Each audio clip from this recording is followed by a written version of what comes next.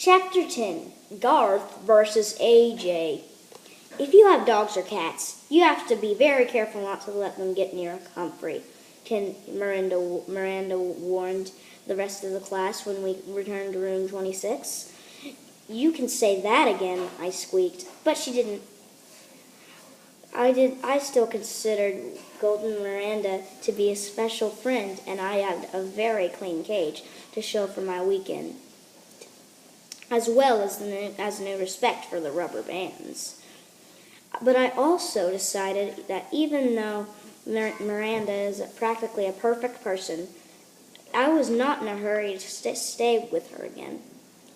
AJ raised his hand, and Miss Brisbane called on him. "May I have Humphrey for this weekend? We don't have a dog or cat," he bellowed. Lower your voice, AJ. I'll let you know on Thursday. There may be other students who want Humphrey as well." At least half the hands in the classroom went up as kids started shouting, "Me, me!" I was quite flattered, but for some reason, the whole subject seemed to make Garth mad. Within 10 minutes, he shot a rubber band at AJ. "Ouch!" AJ complained loudly.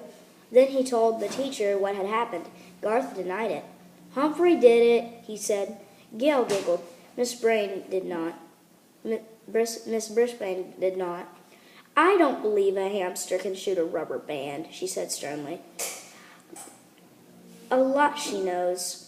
The next day, Garth struck his foot out and tripped Art as he went to sharpen his pencil. "I didn't do it. He's just clumsy," Garth protested when Miss Brisbane angrily scolded him. On the same day, Garth pushed Gail at morning recess. He spent afternoon recess inside. "Garth Tugwell, you're halfway to Principal Morales' office now." Miss Brisbane sounded really angry. Garth just shrugged his shoulders. On Wednesday, Garth sneaked back into the room while Miss Brisbane went to the office during recess, and he headed straight for the cage. The two of us were all alone in the room. "Hello, Rat, why don't you just run away? Then nobody will take you home on the weekend," he said. He opened the cage door and grabbed me. "You'd like your freedom, wouldn't you, Rat?" He set me on the floor. My heart was pounding. Thump, thump, thump.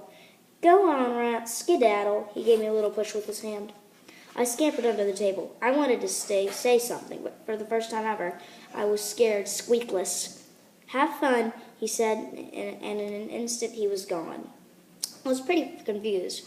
One thing, I didn't want to run away. I was perfectly happy staying in room 26 and having adventures on the weekend. Where would I go? What would I do? There was no time to waste. I scampered over to the cord that hung down from the blinds and grabbed onto it. Then I started the old swinging routine.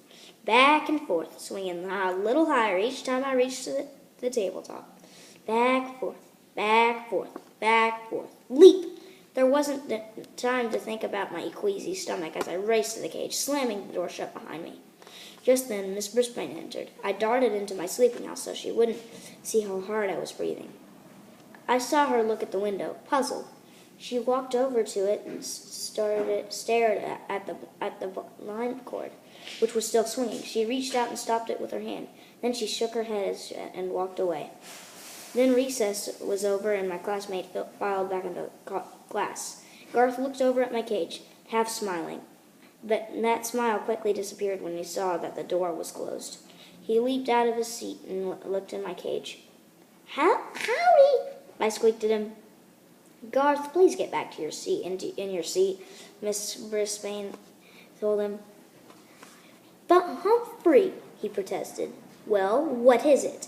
Miss Brisbane was getting irritated. "He's in his cage," he said. A few of my classmates giggled, but not Miss Brisbane.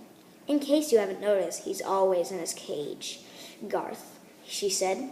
"Now get back into your seat." Garth did what she said, but for the rest of the day, I noticed him staring over at me.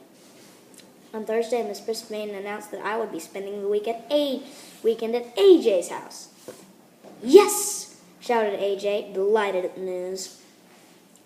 A few seconds later, a whole series of rubber bands hit AJ on his neck, shoulder, and head. "Cool it, Garth!" yelled AJ, jumping out of his chair. "Man, I'm tired of these rubber bands." Garth acted innocent. "I don't know where they came from. They could have came from anywhere."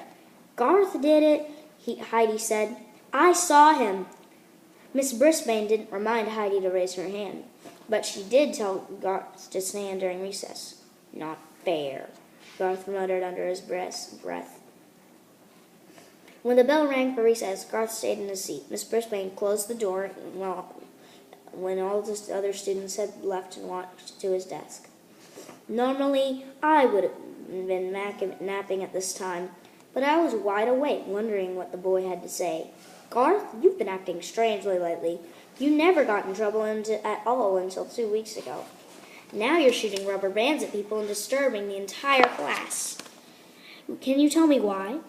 Garth slowly shook his head no. "Your grades are slipping too. Has something changed in your life?" Garth looked slowly at his head. Garth slowly shook his head again. "How about anything at home? Is anything wrong?" Garth didn't shake his head. He didn't move a muscle. "Should I talk to your parents about your behavior, Garth?" Garth's face got very red. No, he said with a choking sound. Miss Brisbane moved closer and put her hand on Garth's shoulder. "Tell me what's wrong." "My mom's sick," he said. "Real sick." Tears ran down his cheeks. I was getting a little teary-eyed myself. "How sick?" "She lost all this weight, and she was in and out of the hospital. Now she's just tired all the time," and Garth didn't try to finish his sentence. Garth wiped away tears with the tissue Miss Brisbane handed him. "That's why I can't take Humphrey home. My dad says we can't let anything bother Mom. Well, my little brother and her brothers, her and we. Well, my little brother bothers her, and we let him in the house." "And let him in the house?" Miss Brisbane smiled slightly. "Humphrey is a big responsibility, Garth. That's why I don't take him home. My husband's been sick, too. Did you know that?" Garth shook his head. "No." So I know what it's like. Listen, I'll make a few calls tonight. Maybe we can find a way for you to spend some time with Humphrey," she said. "But he hates me," I squeaked. "I'd like to," said Garth. "Huh?" I was confused. "But you'd have to promise me that you won't disrupt the class anymore," Miss Brisbane told him. "Is that a deal?" Garth nodded. "Deal." "As you know, I'm very good at coming up with plans to solve human problems. Very, very good. But try as I might, I couldn't imagine what Mrs. Brisbane's pain to get Garth to spend time with me could be. I was still trying to figure out when Aldo arrived that night. "Humphrey, my man," he yelled as he opened the door. I almost fell off my wheel. "You are the most handsome, intelligent hamster in the world. And I am the luckiest man in the world, because I am dating the most beautiful woman in the world." Aldo swept his way toward the cage, then lowered his voice. But don't tell anybody I said so. Not yet, after all. Maria and I have only been out 3 times. What times we've had. He pulled up a chair and sat very close to me. "And that's all thanks to the Moonlighters Club. And that clipping over there," he pointed toward the spot where the overhead projector once stood. "And you. I know that you had something to do with it.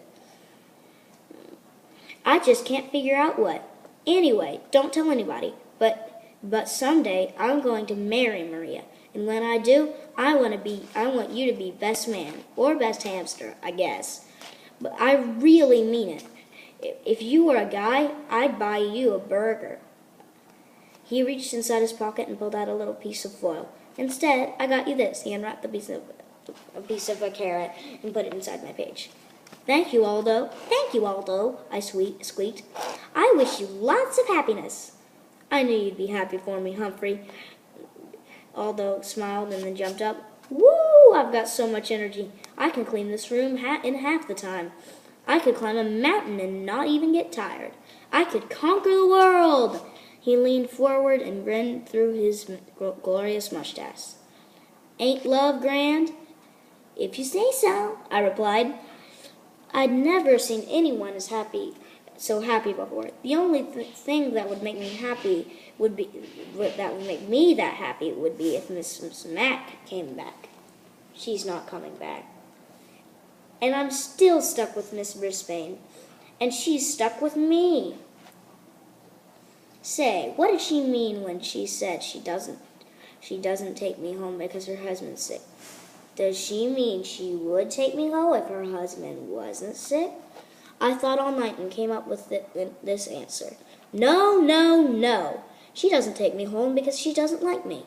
Maybe I'm lucky after all. Tip 10. Hamsters are incredible acrobats and climbers. They seem to defy the laws of gravity. Guide to Care of Feeding Hamsters, Dr. Harvey H. Hammer.